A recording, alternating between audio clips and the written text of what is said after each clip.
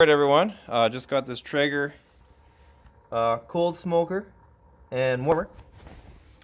Basically just unboxed the wonderful unit. As you can see, it has a beautiful brown companion.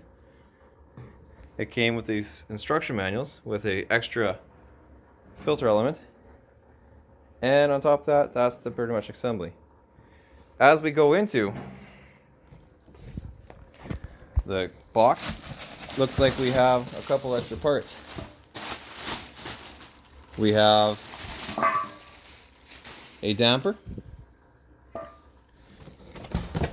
and in this plastic wrap area here, looks like we have a different colored top to make it match. So this is a black or gold option that you want, and it looks like you just undo those nice screws right there and there, and you would have a black or gold top.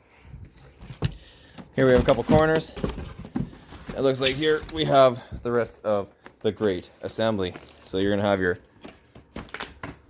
porcelain grate right there, and a lower grate right there. So let's get it set up.